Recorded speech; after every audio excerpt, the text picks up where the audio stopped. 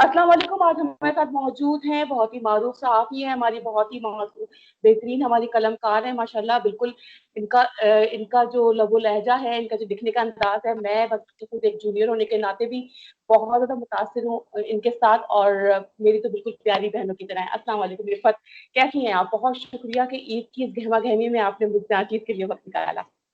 बहुत शुक्रिया कमल, कोई इशू नहीं है। ईद में इसी तरह से ही एडजस्ट करना पड़ता है, घर के कामों को भी और फैमिली को भी और फ्रेंड्स को भी। Thank you. सबसे पहले तो एक सवाल जरा ये ईद के मुतालिक ही हो जाए कि ये इस्लामाबाद की ईद और कराची की ईद में आपको कैसा लगता है? आप माशाल्लाह कराची की बेटी हैं, इस्लामाबाद आप सिधार गई हैं माशाल्लाह। अल्लाह करे आपका मतलब ये अज़वाजी जिंदगी बहुत खुश खुर्रम हो, बेहतरीन हो। तो कैसा लगता है ये कराची की ईद इस्लामाबाद? कराची की ईद में और इस्लामाबाद की ईद में बस यही फ़र्क है कि कराची में सारे रिश्तेदार हैं और इस्लामाबाद में मतलब इमीडिएट फैमिली तो इस्लामाबाद में ही है, लेकिन ससुराल मेरा हैदराबाद में है। फैमिली क्या कहते हैं उसे, मैका कराची में है। तो बस यूँ समझो कि 3 शहरों में बटी हुई है ये ईद। फिर इसमें सबसे ज़्यादा जो मुश्किल है इस्लामाबाद की ईद में, वो ये कि फिर जितने भी रिलेटिव्स हैं, फिर सबको कॉल करनी पड़ती है, एक टाइम ज़ाहिर है उसका भी रखना पड़ता है। साथ-साथ यहाँ इस्लामाबाद की ईद में मेरा ख़्याल है कि रिश्तेदारों की कमी है। और दूसरा ये कि एक एक्टिविटी ये होती है ना कि जो कराची की ईद में आप फैमिली के लोगों के पास जाते भी हैं, फैमिली के काफ़ी सारे लोग आते हैं, तो ये वाली चीज़ें यहाँ इस्लामाबाद में मिसिंग हैं। बस इस्लामाबाद में ये है कि सेल्फ सेंट्रिक लाइफ़ है और ज़्यादा से ज़्यादा फ्रेंड्स होते हैं, इन्हीं में लाइफ़ होती है। अच्छा, इस वक्त आपने मतीउल्लाह खान साहब का सिलसिला देखा, और हमारे पार्टी के चेयरमैन हैं बिलावल भुट्टो जरदारी साहब, उन्होंने इनके साथ इजहार यकजहती किया, जो कि एक बेहतरीन एक अच्छा अमल है, करना चाहिए था। पर बदकिस्मती से हमने अजीज मेमन साहब वाला वाकया भी देखा। पीपल्स पार्टी की तरफ से किसी किस्म का भी इजहार ख्याल नजर नहीं आया। फिर उसके बाद हमने ये भी देखा कि एक चैनल, मैं नाम ले लेती हूँ, ARY के ऊपर पीपल्स पार्टी की जानिब से बड़ी तनकीद नजर आई। उसके अलावा फिर हमने ये भी देखा कि इकरार हुसैन साहब का एक हालिया वाकया पेश आया है हैदराबाद में। तो पीपल्स पार्टी की जानिब से किसी किस्म की लफ्ज़शाही नहीं हो रही। बिलावल भुट्टो साहब अपने आप को एक लीडर कहते हैं, जो कि बेहतरीन अच्छी बात है लीडर वो, मगर एक लीडर के ऊपर क्या ये चीज सूट करती है कि उसका दोहरा मेयार नजर आए? क्या कहेंगे आप बतौर साहब? देखिए, ये तो सही बात ये है कि हर लीडर की अपनी चॉइस है, हर लीडर की अपनी लाइन है। और मैं ज़ाती तौर पे समझती हूँ कि बिलावल अगर मतीउल्लाह साहब के घर गए हैं, तो वो वाक़या वाक़ई बहुत बड़ा था। अच्छा, उस वाक़ये में ये है कि इंडिविजुअली जो छोटे वाक़यात होते हैं, जैसे कि इक़रारुल हसन वाला है, ये इक़रारुल हसन के साथ फर्स्ट टाइम नहीं हुआ है। उनकी नेचर ऑफ जॉब या उनका प्रोग्राम का नेचर ही ऐसा है। देखें, जब आप वर्दी में भी हो ना, इक़रारुल हसन तो वर्दी में नहीं है। अगर आप वर्दी में भी हो और अगर आप कहीं छापा मारेंगे, तो हो सकता है कि छापा कामयाब हो, या दूसरी चीज़ हो सकती है छापे पे मुज़ाहमत का सामना रहे। तो जी। इक़रारुल हसन की जो कह लें कि नेचर ऑफ जॉब है या उनका जो प्रोग्राम का थीम है, वो है ही इस किस्म का। मैं इसकी बिल्कुल हिमायत नहीं कर रही कि उन पे अटैक हुआ या उनको बिल्कुल मारा पीटा, ये तो सारी चीज़ें काबिल मज़म्मत हैं। लेकिन उनकी जो नेचर है प्रोग्राम की, वो है इस किस्म की ही। और वो आज से नहीं, वो काफ़ी दिन से इक़रारुल हसन इस बात को हाईलाइट कर रहे हैं कि वो और उनकी टीम के दूसरे जो अरकान हैं, उनकी जान को खतरा है। ज़ाहिर है, आप कहीं किसी जराइम पेशा अफराद पे हाथ डालेंगे तो रिएक्शन आएगा। और कह सकते हैं कि जराइम पेशा अफराद के नेक्सस सियासी पार्टीज में भी होते हैं, पुलिस में भी होते हैं, और जो लोकल गुंडे होते हैं उनमें भी होते हैं। तो इनका जो जराइम पेशा लोगों का जो सर्कल है, जब आप उसमें हाथ डालेंगे, जब आप भड़के छत्ते पे हाथ डालेंगे, तो वही रिएक्शन आएगा। और इनके प्रोग्राम की नेचर, और देखें उन्होंने खुद भी यही बात की कि मैंने कोई जवाब नहीं दिया, ना मेरी टीम ने कोई जवाब दिया। इससे पहले ये सिंध असेंबली में भी गए थे, और जाहिर है कि ऐसे जो कवर्ड ऑपरेशंस होते हैं जो जिनमें कि आपको अपने आप چھپا کے, اپنی پہچان چھپا کے آپریشن کرنا پڑتا ہے, کوئی حقیقت کو سامنے لانا پڑتا ہے, تو اس میں تو ظاہر ہے دونوں طرح کے ریئیکشنز ہو سکتے ہیں نا, کہ سامنے والا ہو سکتا ہے ڈر جائے کیمرہ دیکھ کے, لیکن اب اتنا ہو چکا ہے کیمرہ, یہ چھاپے اور فیبریکیٹڈ چھاپے, مطلب ایسے پروگرامز بھی ہیں کہ مطلب کرائم کے شوز کا میں بتا رہی ہوں نا, کہ ایسے بھی شوز ہیں کہ جس میں جان بوجھ کے چھاپے مارے جاتے ہیں, یہ سوچ کے کہ یہاں سے جو کچھ برآمد ہوگا اس میں ہمارا بھی حصہ ہوگا, میڈیا کا بھی, میں مطلب بتا رہی ہوں آپ کو. تو یہ ساری چیزیں اگر سامنے رکھیں تو پھر اگر صحافیوں کے خلاف کوئی ریئیکشن آتا ہے تو یہ کوئی انہونی نہیں ہے, تواتر سے آ رہے ہیں. اور پھر صحیح بات یہ ہے کہ بلاول کا جو ریئیکشن ہے اس میں اقرار الحسن والے ایشو میں پچھلے کافی دن سے سب کے سامنے ہے سعید غنی اور اقرار الحسن کے بیچ میں جو سوشل میڈیا پہ نوک جھونک ہوئی ہے, اور وہ سب کے سامنے ہے. تو اس میں میرا نہیں خیال کہ پیپلز پارٹی نے کوئی انوکھا رسپانس دیا ہے. آبویسلی ایک اینکر ہے جو کہ ایک پارٹی کو نہیں بھاتا, سب کو پتا ہے کہ کون سے اینکرز کس کوارٹر کو زیادہ پسند ہوتے ہیں, تو اگر نہیں بھاتا اور انہوں نے اس پہ اظہار یکجہتی اگر نہیں کیا ہے یا مذمت نہیں کی ہے ان پہ تشدد کی, تو اس میں کوئی ایسی انہونی تو نہیں ہے. اوکے, اچھا عفت, آپ نے یہ دیکھا کہ کراچی کی جو صورتحال ہوئی, ظاہر سی باتیں خبروں کے ذریعے سے آپ کو پتہ ہی چلا ہوا, آپ کے اہل خانہ بھی یہاں پہ رہتے ہیں تو آپ کو پتہ ہی چلا ہوا, تو کراچی کا جو معاملات ہوئے ہیں بارش کے حوالے سے تو بڑے ابتر ہیں, بڑی صورتحال خراب ہے.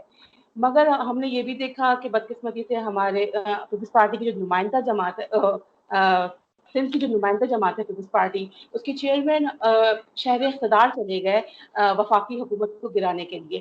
آپ کیا کہیں گے, کیا ان کو یہ نہیں سوٹ کرتا تھا کہ وہ اس ٹائم کراچی میں ہوتے, کراچی والوں کی داد رسی کر رہے ہوتے, کراچی میں جو انہوں نے سندھ کے لیے جو انہوں نے کہا ہے کہ روٹی کپڑا اور مکان میں گھر تک پہنچاؤں گا, بدقسمتی سے پانی, گندا پانی ان کے گھر تک پہنچ گیا. تو کیا بلاول بھٹو زرداری صاحب کو اس وقت کراچی میں ہونا نہیں چاہیے تھا بنسبت کہ وہ اسلام آباد چلے گئے وفاقی حکومت کو گرانے کے لیے, جبکہ شہر ڈوب گیا؟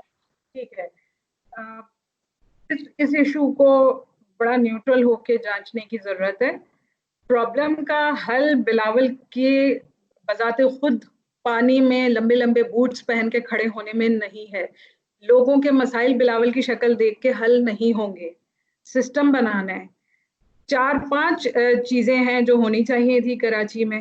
ایک تو یہ کہ جب پتا تھا کہ ایسی بارشیں ہونے والی ہیں جو ڈیزاسٹرز ہیں, جس سے اربن فلڈنگ کا خدشہ ہے, تو این ڈی ایم اے کو وہاں ہونا چاہیے تھا.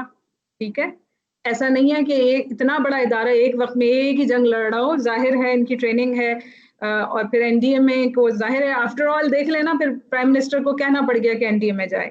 اچھا جی, این ڈی ایم اے کے ساتھ ایم کیو ایم جو کہ وہاں کی بلدیاتی کہہ لیں کہ اس میں نمائندگی ہے ان کی, ان کے میئر ہیں, اور پھر اتنے عرصے سے ایم کیو ایم کے پاس ہی شہر کا جو کہہ لیں بنیادی انتظامی ڈھانچہ تھا, اس میں ایم کیو ایم یا ایم کیو ایم کے کارکنان یا کہہ لیں ایم کیو ایم کے ہمدرد مختلف پوزیشنز پہ بیٹھے تھے.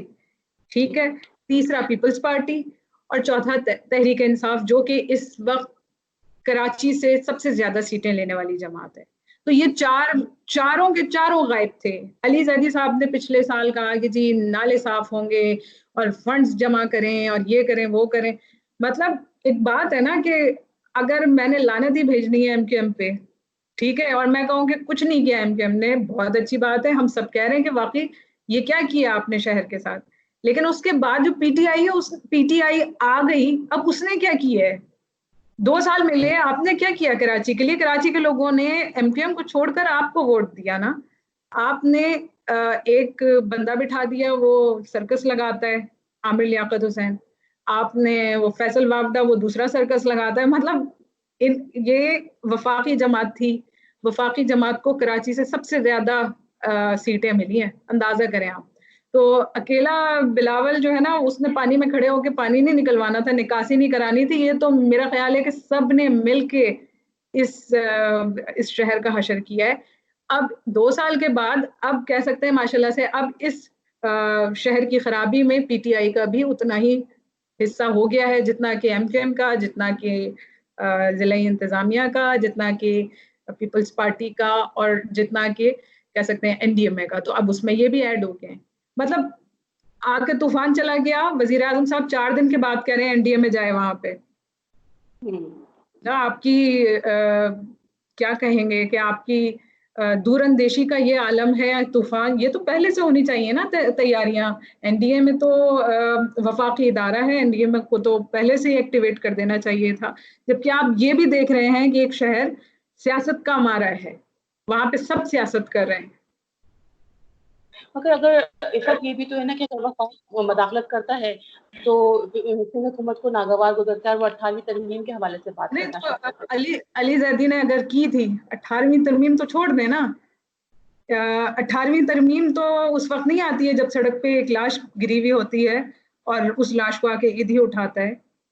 18ویں ترمیم تو اس وقت نہیں سامنے آتی ہے نا جب آپ اورنگی کی گلیوں میں پانی گردن تک آ جاتا ہے اور جماعت اسلامی کے کارکنان ان کو بچاتے ہیں. اس میں 18ویں ترمیم کا کیا لینا دینا؟ اگر خدمت خلق کرنی ہے اگر تو پی ٹی آئی کو اگلے الیکشن میں کراچی کو اپنا بنانا ہے تو یہ تو ٹائم تھا بیسٹ. ریسورسز کیا کم ہے؟ پی ٹی آئی کے جتنے آپ بتائیں, ان کی کور کمیٹی ہے, جو جتنے کچن کیبنٹ ہے پی ٹی آئی کی, ان کے پاس پیسے کم ہیں. ان کے آپ نے ابھی دیکھا نا, صرف مشیروں کے اتنے آپ نے اثاثے دیکھ لیے, تو مشیروں کے بعد وزیروں کے کتنے ہوں گے؟ تو اگر ان کو اتنی ہی نیت, ان کی خلوص نیت اور اتنی ہی صدقے دل سے کراچی کی خدمت کرنے والے ہوتے کہ ان کے دل دکھ رہے ہیں, تو یہ تو ویسے ہی کر چکے ہوتے. یہ ڈرامے ہیں, یہ ہمیں یہ بتانا کہ جی یہ بلاول نہیں گیا اور دیکھو میں نے پیچھے سے این ڈی اے میں بھیج دی, یہ پوائنٹ اسکورنگ ہے نا, سب کو پتا ہے. یہ ڈرامے آج کے نہیں ہیں. اچھا, ایف اے ٹی ایف کا واقعہ, ایف اے ٹی ایف کی صورتحال آپ کے سامنے ہے. ہاں, حکومت اس وقت بڑی سیریس کے ساتھ کام بھی کر رہی ہے, پر افسوس کے ساتھ کہنا پڑتا ہے کہ اپوزیشن نے یہ کہا ہے کہ ہم جا کے ایف اے ٹی ایف سے جا کے حکومت وقت کی شکایت کریں گے. بلاول صاحب کی پریس کانفرنس بھی آپ نے دیکھی, احسن اقبال صاحب نے بھی کہا کہ ہم امریکہ سے بھی شکایت کریں گے, ایف اے ٹی ایف سے کریں گے. یہ شکایت عمران خان کی ہوگی یا پاکستان کی ہوگی؟ نہیں, آبویسلی اس ایشو پہ پیپلز پارٹی اور نون لیگ یہ بیان بازی ہے, یہ سیاسی بیان ہے, ٹھیک ہے نا. انہوں نے کرنا ہوتا تو یہ اسمبلی میں بل ہی پاس نہ ہونے دیتے. سینٹ سے بھی بل پاس ہوئے ہیں, قومی اسمبلی سے بھی ہوئے ہیں, تو پارلیمنٹ سے آبویسلی اپوزیشن کا سہارا تھا تبھی حکومت کر پائی ہے. جبکہ آپ یہ دیکھیں کہ مخالفت کتنی ہوئی ہے. مطلب یہاں تک بات آئی کہ یہ ان کو ایٹ دی 11th hour ان کو کہاں سے یاد آ گیا. مطلب 6 مہینے ان کے پاس تھے اور یہ 6 مہینوں سے انہوں نے ڈسکس نہیں کیا. جیسے ہی سر پہ آئی تاریخ 5-6 اگست کی, ویسے ہی انہوں نے پاس بل جو ہے وہ سامنے لیا اور پھر پاس کرایا. تو جو سبسٹینشل جو ہوتا ہے نا قدم اٹھانا, تو اس سے دیکھتے ہیں نا. اب یہ تو بیان بازی ہے کہ ہم اس کو مطلب شکایت ہی کیا کریں گے. ان کی ایما پر کہہ لیں یا ان کی تھپکی سے ہی تو وہ بل پاس ہوئے ہیں. تو اب دوسرا یہ کہ بیان میں آپ یہ بھی دیکھیں کہ بلاول نے بھی کہا ہے, شیری رحمان نے بھی یہ بیان دیا ہے, اور احسن اقبال کا بھی بیان سامنے آیا ہے کہ پاکستان کے لیے کسی بھی قسم کی اگر کوئی قانون سازی ہوتی ہے, یہ بل ہوتے ہیں, یہ کوئی بھی ایشو جو پاکستان کے لیے ہے, تو اس میں تو اپوزیشن نہیں اپنا یعنی مخالفت نہیں کرے گی, اور ایسا ہی ہوا بھی. تو اگر ایسی کوئی بات, ایسا بیان, ویسے میری سوری ٹو سے میری نظروں سے نہیں گزرا, لیکن اگر ایسا بیان دیا ہے تو میرا خیال ہے وہ ظاہر ہے ان کو اپنے ووٹرز کو بھی تو منہ دکھانا ہے نا کہ ہم مخالفت کر رہے ہیں, کچھ کہیں نہ کہیں کر رہے ہیں. اچھا, یہ جیسے 5 اگست قریب آ رہی ہے, گزشتہ 5 اگست کو آپ نے دیکھا کہ بھارت نے مقبوضہ کشمیر کی جو ایک حیثیت تھی اس کے اوپر حملہ کیا. اب اس سال 5 اگست پہ بھارت کے وزیر اعظم مودی صاحب رام مندر کا افتتاح کرنے جا رہے ہیں. آپ کیا کہیں گے اس بات سے کہ جبکہ ہندوستان اپنے آپ کو ایک جمہوری ملک بھی کہتا ہے, سب سے بڑی جمہوریت بھی کہتا ہے, اور اس کا وزیر اعظم باقاعدہ جا کے رام مندر کا باقاعدہ جا کے افتتاح کریں گے, تو کیا یہ سیکولرزم کے منافی نہیں ہوگا؟ کیونکہ وزیر اعظم جو ہوتا ہے وہ قوم کا سرپرست ہوتا ہے, اور اس ملک میں وہ خود بھی یہ کہتے ہیں کہ ہمارے ملک میں سب سے زیادہ مسلم رہتے ہیں, اور اس 5 اگست پہ, گزشتہ 5 اگست پہ یہ اقدام, اس 5 اگست پہ یہ اقدام, اس پہ آپ کا کیا تبصرہ ہوگا؟ قابل افسوس ہے, اور کنول اس میں تو یعنی صرف پاکستانی کی آواز اٹھائیں گے؟ پاکستانیوں سے زیادہ ہماری جو ترکی کی میڈیا ہے، ترکی کے ہمارے جتنے بھی سوشل میڈیا ایکٹیوسٹ ہیں وہ ہم سے زیادہ ایکٹیو ہیں کشمیر کے معاملات میں اور بھارت کو جواب بھی دیتے ہیں. پرابلم کیا ہے کہ مذمت کرنا. اچھا پھر اگر میں اس وقت یہ کہہ دوں کہ ہم مودی کو کشمیریوں کی حق تلفی کی اجازت نہیں دیں گے تو بھائی وہ ہم سے اجازت مانگ بھی نہیں رہا، اس نے تو ویسے ہی کرنا ہے نا، وہ کر چکا ہے، 1 سال ہو چکا. تو مطلب ہماری مذمت اب یہ عجیب مذاق ہوا ہے. میں اصل میں کشمیر ہائی وے کے بالکل قریب ہی رہتی ہوں، واکنگ ڈسٹینس ہے. تو اب میں بلکہ ٹویٹ کرنے والی تھی کہ اب سے کچھ دن بعد میں سری نگر ہائی وے پہ رہوں گی. تو مطلب اس سے کیا کشمیریوں کو کیا ملا؟ یا رام مندر کا ایشو ریزالو ہوا تو میرا خیال ہے کہ اگر تو آپ کسی لیول پہ سلامتی کونسل میں جاتے، اگر آپ اقوام متحدہ کا فورم یوز کرتے، یورپین یونین کا فورم یوز کرتے اور وہاں سے کوئی پریشر ہوتا بھارت پہ تب تو سمجھ آتی ہے. لیکن اگر آپ بیٹھ کے یار آپ کی ریزولوشن کو کون منہ لگاتا ہے؟ مجھے بتائیں. آپ کے اپنے لوگ مذاق اڑا رہے ہیں کہ جی سری نگر ہائی وے، تو مطلب اس سے کشمیریوں کو کیا ملے گا یا اس سے مودی پہ کیا پریشر بن گیا؟ یہ تو یعنی میری مذمت کرنے سے کوئی فائدہ نہیں ہے نا. میں کتنے آرٹیکلز لکھ چکی ہوں بھارت کے خلاف اس ایشو پر کہ انسانی حقوق کی خلاف ورزی ہو رہی ہے اور کس طرح سے جیلیں بھری جا رہی ہیں، کس طرح سے کشمیر تو پوری ایک جیل ہی بنا ہوا ہے. لیکن ہمارے لکھنے کا کیا ہے؟ جب تک کہ کوئی سبسٹینشل قدم نہیں اٹھایا جائے گا، جب تک کہ کوئی سیریسلی حکومت کی اس پہ مطلب حکومت کی تو اندازہ لگا لینا سنجیدگی کا. علی امین گنڈا پور اس وقت کشمیر کمیٹی کے ہیڈ ہیں اور اس سے پہلے مولانا فضل الرحمان تھے. ٹھیک ہے، تو یہ پاکستان، یہ ایسا نہیں ہے اس کو کسی ایک حکومت پہ ڈالیں، یہ پاکستان کی کشمیر سے سنجیدگی کا عالم ہے. بالکل. اچھا عفت، جیسے کہ آپ ماشاءاللہ انٹرنیشنل فورم پہ بھی لکھتی ہیں، اور آپ مجھے بتائیے کہ پاکستان میں سینسرشپ کے حوالے سے بہت بات کی جاتی ہے کہ سینسر ہے پاکستان کی صحافت پہ، بہت زبردست قسم کا سینسر لگا ہوا ہے. تو آپ کیا کہیں گے کہ آپ واقعی پاکستان کی صحافت بہت زیادہ خطرناک قسم کی سینسرشپ کا شکار ہے؟ بالکل ہے. اس میں تو میرا خیال ہے کہ اب تو یہ سوال ہونا ہی نہیں چاہیے، اب تو اتنا کلیئر ہو چکی ہے بات. ہاں البتہ اس میں یہ ہے کہ سینسرشپ میں کہہ سکتے ہیں کہ ہم دوسرے ممالک سے کمپیئر کرتے ہیں، لیکن پچھلا 10-12 سال ہم نے جس طرح سے دہشت گردی کے معاملات جھیلے ہیں جس طرح سے پاکستان میں، تو تانا ہے نا کہ ایک سیکیورٹی اسٹیٹ ہے، تو وہ سیکیورٹی اسٹیٹ بنی ہی اس وجہ سے ہے کیونکہ جو ہماری پرانی پالیسیز تھیں اور جو پاکستان کی جیو اسٹریٹجک پوزیشن ہے اس سے پاکستان لامحالہ سیکیورٹی اسٹیٹ بن چکا ہے. اب اس میں یہ سارے معاملات تو آتے ہی ہیں. پھر ایک فوج اگر کسی سے جنگ میں مصروف ہے تو وہ یہ ایکسپیکٹ کرتے ہیں کہ چینلز اور ہر پلیٹ فارم پہ وہی نیریٹو چلے جو اسٹیٹ کا ہے یا جو ادارے کا ہے، کسی ایک ادارے کا. تو یہ میرا خیال ہے نیچرل ہے کیونکہ ظاہر ہے آپ حالت جنگ میں تھے. لیکن اب میں کہتی ہوں کہ اب ہم پروگریشن کہہ لیں یا ہماری